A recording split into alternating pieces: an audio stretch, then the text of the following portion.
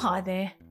Welcome to the Field of Streams, where I, your host, Janine McRae, bring you the tiny thoughts that stream from my brain and present them to you as though they're the rarest Beanie Baby of all time. And although they're kind of worthless now, you know the Beanie Baby exchange is going to come back with a vengeance, and you're going to hit the jackpot with this one. I believe in you. Now, I can't promise you much with these little collectibles, but I can promise you this. I won't keep you long. A promise like that deserves a follow, don't you think? Tap that follow button. Every time you do, a writer's faith in the system is restored. I'm just going to come right out and say this. This is the shortest one to date. I guess that means I should do a longer intro? Nah, I won't do that to you. Last week I read a post from when I spent time in the Mojave in the height of winter a year or so back. Guess what? When I wrote this one, I was still in the Mojave.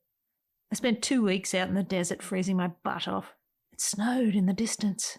Friends came for New Year's and a windstorm whipped through. Temps got down to the 20s overnight. It was, what's the word? Well, it was just weather being weather, but it was sort of miserable. I loved it. Sometimes it's good to be miserable, to live through challenging conditions, knowing that you could leave whenever you want, but being so stubborn you won't. I went out to the desert to think, as I sometimes do, and being holed up in a rooftop tent in the freezing cold can really help you focus. Focus is essential when you're going through a phase of not knowing what you should be doing, as if there's a piece of paper that tells me somewhere and it's simply being withheld. So there's me, thinking, in the desert, in the freezing cold. I spent my days riding my bike up and down Route 66. You see a lot of weird shit when you ride bikes for long distances. Roadside treasures, I mean. I've seen wallets, CDs, tools, they're the best to find. A stack of Playboy magazines outside Santa Rosa once, papery breasts flashing in the breeze. My friend Rita once found a machete. But shoes. There's always a shoe in the shoulder. Just one, never a pair, a soloist. I often think about how those shoes end up there. What's the story? What led to their unexpected ejection from the vehicle? Was it an accident? Was it on purpose?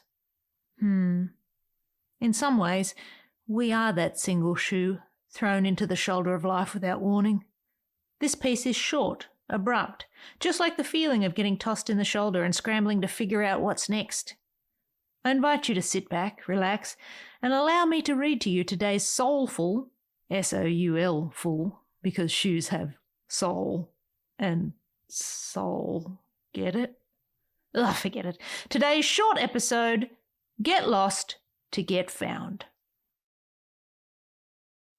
And you may feel like that lone shoe in the shoulder, abandoned on the roadside with no indication of your crime. Alone, discarded and misunderstood, feeling the swell of uncertainty surge toward you.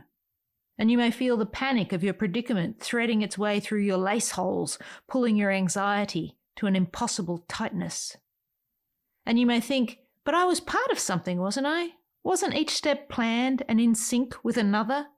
And wasn't I going somewhere? I was, wasn't I? And you may ask yourself, as you sit amongst the glass shards of so many pointless bottle smashings, how did I get here, David Byrne? And David Byrne may say that your life car was driving erratically, or that the window was down and you were hurled in a fit of rage in your bright-souled way to land on the asphalt with a thud and a cry. And perhaps he might say that you were the one doing the hurling from behind the wheel of that large automobile. Same as it ever was, same as it ever will be. And he may say that you needed that lone shoe time out to remove yourself from the commonalities and sameness of the day-to-day, to shock yourself into the quiet void of alone, with time to think, time to figure out next steps, time to reflect on previous steps, and if you were happy with the footprints you left behind. Do you need new shoes? Do you need a new direction, new laces, a collaborator?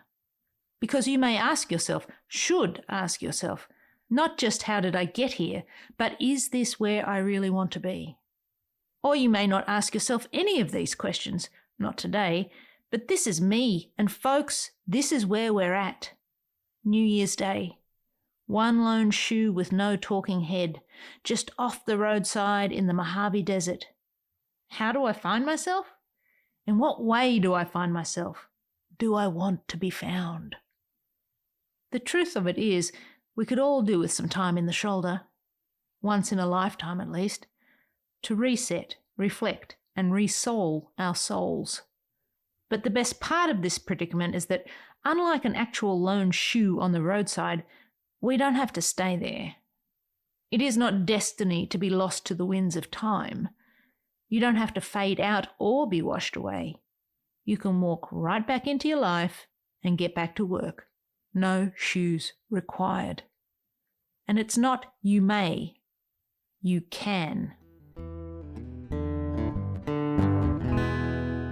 And there you have it. Today's shorty. I hope you come back for more. These missives are designed to inspire creative folk to get out there and make something of their own. If you enjoyed what you heard, follow the podcast so that you never miss an episode, and sign up to read my writing at janinemccrae.substack.com. But for now, I'll leave you with this. Love what you love, and I'll see you out there making stuff.